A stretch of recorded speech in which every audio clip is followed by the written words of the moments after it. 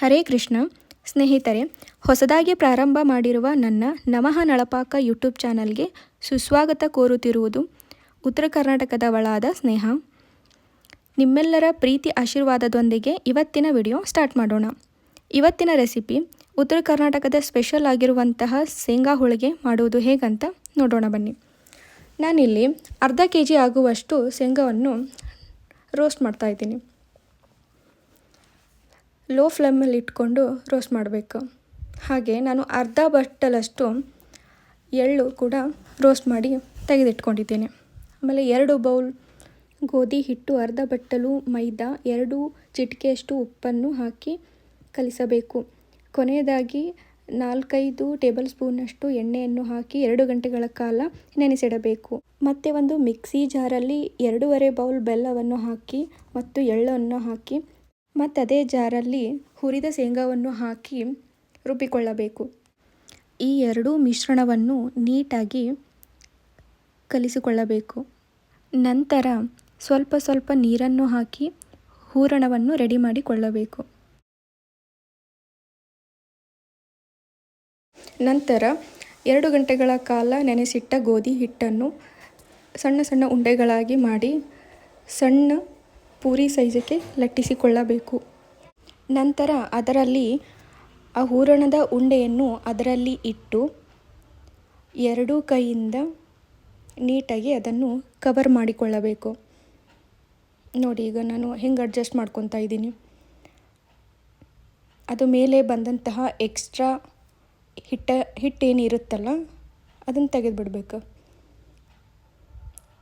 ರೌಂಡಾಗಿ ಮಾಡಿ ಮತ್ತು ಅದನ್ನು ಹಿಟ್ಟನ್ನು ಹಚ್ಚಿ, ನೀವು ಬೇಕಿದ್ದರೆ ಗೋಧಿ ಹಿಟ್ಟು ಇಲ್ಲ ಅಕ್ಕಿ ಹಿಟ್ಟನ್ನು ಉಪಯೋಗಿಸಬಹುದು.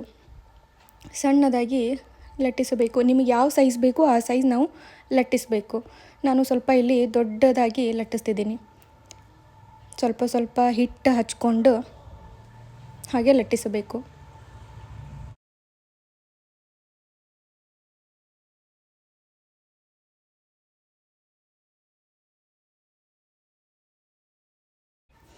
ಒಂದು ವೇಳೆ ನೀವು ಏನಾದರೂ ಬಿಗಿನರ್ಸ್ ಇದ್ದರೆ ಸಣ್ಣದಾಗಿ ಲಟ್ಟಿಸ್ಕೊಳ್ರಿ. ಇಲ್ಲ ನಡೆಯುತ್ತೆ ಅಂತಂದ್ರೆ ಒಂದು ಸ್ವಲ್ಪ ದೊಡ್ಡದಾಗಿ ಲಟ್ಟಿಸ್ಕೊಳ್ಳಬೇಕು. ನಂತರ ತವಾ ಮೇಲೆ ಹಾಕಿ 2 ಬದಿಯಲ್ಲಿ ಬೇಯಿಸಬೇಕು.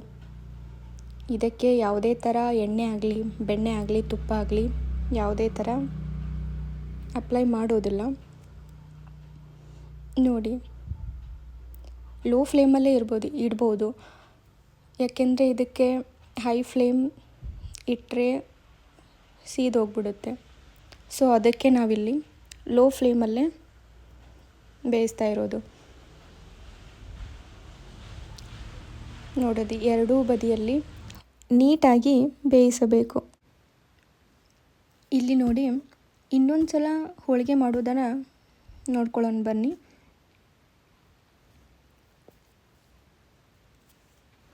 ಇವಾಗ ನೋಡಿ, ಹಿಟ್ಟನ್ನೇನು ನಾವು ಪೂರಿ ಸೈಜಿಗೆ ಲಟ್ಸಿರ್ತೀವಲ್ಲ ಅದರ ಮೇಲೆ ಒಂದು ಹೂರಣದ ಸಣ್ಣ ಉಂಡೆಯನ್ನು ಇಟ್ಟು 2 ಕೈಯಿಂದ ಅದನ್ನು ಕವರ್ ಮಾಡ್ತಿರಬೇಕು. ನೋಡಿ, ಇವಾಗ ನಾನು ತೋರಿಸ್ತಿದ್ದೀನಲ್ಲ ಈ ಥರ ಕವರ್ ಮಾಡಿ ರೌಂಡಾಗಿ ಅಡ್ಜಸ್ಟ್ ಮಾಡ್ಕೊತಿರ್ಬೇಕು.